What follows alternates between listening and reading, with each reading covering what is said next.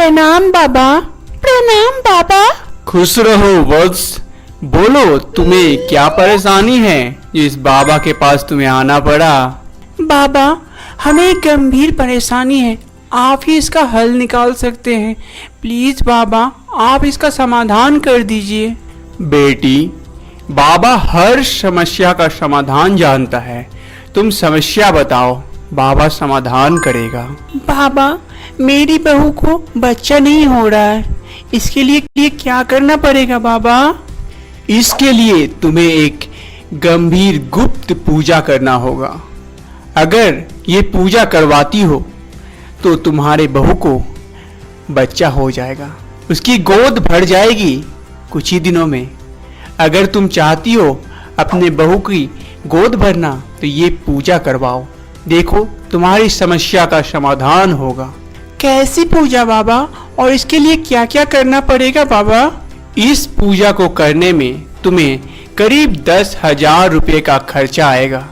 अगर तुम राजी हो तो मैं तुम्हें विधि विधान सहित पूजा की सारी विधि बताता हूँ। बोलो क्या मंजूर है तुम्हें? ठीक है बाबा, मैं पूजा करवाने के लिए तैयार हूँ, लेकिन बाबा इससे इसकी गोद भर जाएगी ना बाबा? देख बेटी, मेरे यहाँ जो भी आता है कभी कोई खाली हाथ नहीं लौटता, और तू भी आई है। अगर अपने मन से मुझे मानती है तो तेरी बहू की भी गोद जरूर भरेगी।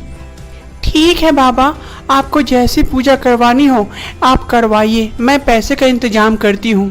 तो ठीक है, अगली अमावस्या को पूजा होगी और तुझे उससे पहले सारे पैसे जमा कर देने होंगे, क्योंकि सारी सामग्री हमें जुगाड़ करनी है।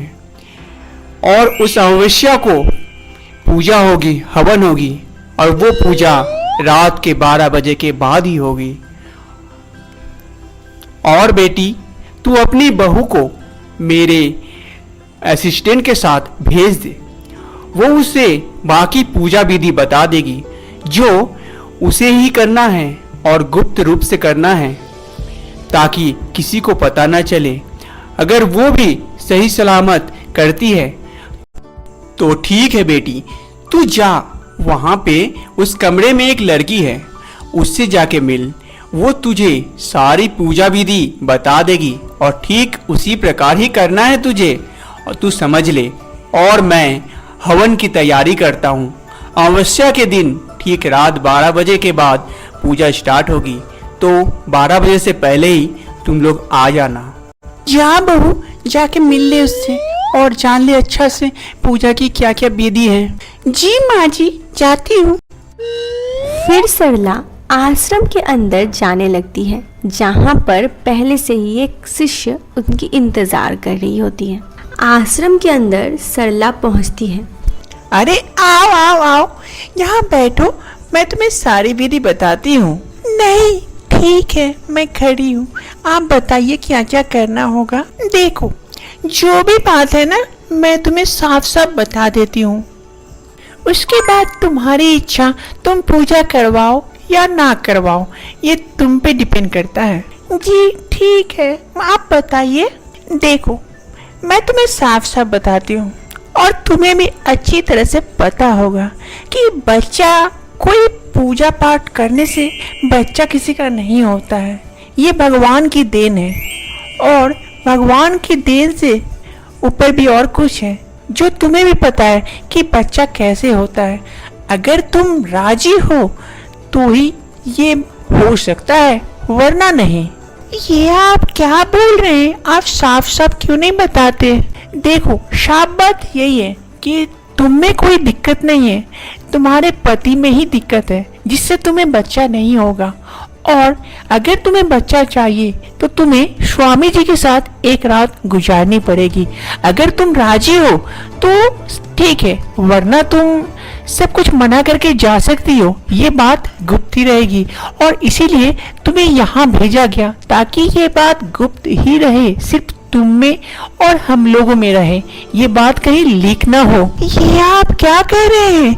ये मैं कैसे कर सकती हूँ? ये तो अन्याय है, ये मैं नहीं कर सकती। देखो जो बात सही थी, मैंने तुम्हें बता दी।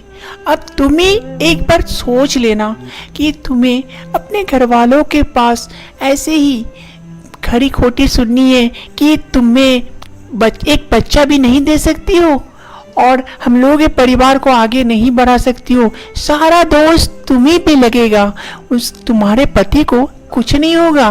भले ही दोष उसका है, उसके कारण तुम्हारा बच्चा नहीं हो रहा है, लेकिन सारा दोष तुम्ही पे लगेगा। तुम एक लड़की हो, इसीलिए तुम्ही को समझना पड़ेगा कि क्या करना है। तुम अच्छी तरह से सोच लो एक बार घर जाके, फिर हम लोग से बात करना, फिर बताना कि पूजा करनी है या नहीं। तुम पूजा का मतलब तो समझ ही रही हो अब। हे भगवान, ये मैं किस मोड़ पे आ गई। आज मुझे ये दिन भी देखना पड़ेगा, मैंने कभी नहीं सोचा था। हे भगवान, मुझे बचा ले।